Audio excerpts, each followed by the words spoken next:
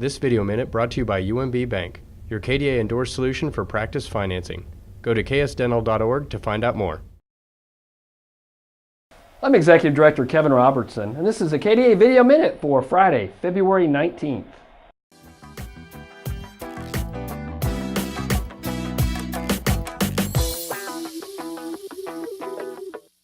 Just have a few things to report today. First of all, a couple bills in the legislature. Senate Bill 402 and House Bill 2615 were both passed by their committees this week and are now on the floor for debate.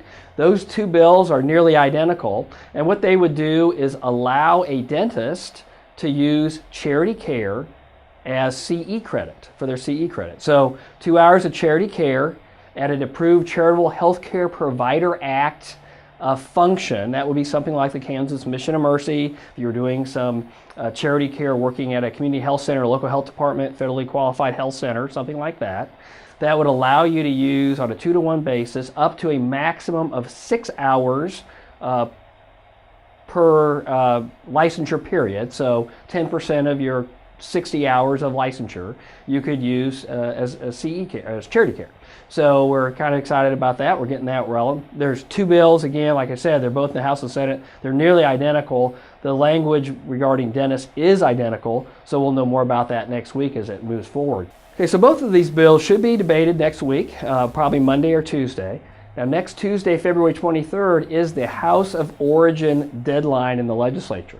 The legislature has some self-imposed deadlines, so next Tuesday is the first one. That House of Origin deadline basically means if I'm a House bill, I've got to be out of the House and on my way to the Senate, and if I'm not, then I'm basically dead for the session.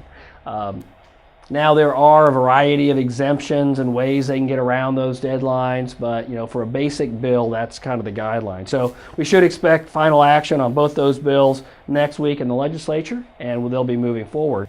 While we're talking about the legislature and bills, of course, Senate Bill 413 was the dental therapist mid-level bill that was introduced. There has not been a hearing scheduled for that particular bill, so theoretically, if it is not held for a hearing next week, it will die in committee.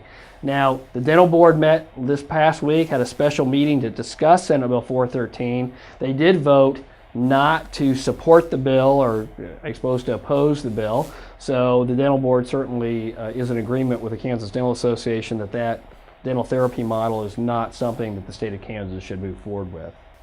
Also coming up, we talked about it a little bit last week, but the Real World Transition Brunch. Of course, it'll be coming up on Friday, April 8th during the UMKC Midwest Dental Conference. Up over my shoulder here is the registration for the Real World Transition Brunch. If you are a dentist that's looking to hire a dentist to join your practice, whether that person will be an associate, if you're looking to transition out of your practice to retire, if you're just expanding your practice and going to put in another satellite or something, that's an opportunity for you to meet the junior and senior class at UMKC and really kind of get an opportunity for you to get in touch with them and perhaps start the process of getting that new dentist into your practice. So we encourage you to participate. Again, that will be on Friday morning, April 8th, and the registration is right here. Let me just finish up today by letting you know one thing that's going on in our office that will help member services and hopefully will help all of you. The KDA has been working with the American Dental Association on a new branded web template for our website. So what we're doing is the ADA has a template that we'll be working with that has the same look and feel. So if you're on the KDA website and you go to the ADA website, the transition, the integration between those websites will be seamless. For example, if you're doing something on the member side of the website and you have your special login number, instead of having one login number or password for the KDA and a different one for the ADA, it'll be the same. So we're really looking forward to really making that work better, serving our members. I tell you that the transition here in the KDA office for all of you will be around May 1st. We're also working with our districts that have websites to see if it's something they would like to do. So perhaps, depending on the district you're in that has a website, all three levels of the tripartite of organized dentistry would have an interactive, integrated website that would help you better navigate and get information on what's going on with organized dentistry. With that, let me finish out the Video Minute, and we'll see you next week with the next edition of the KDA Video Minute.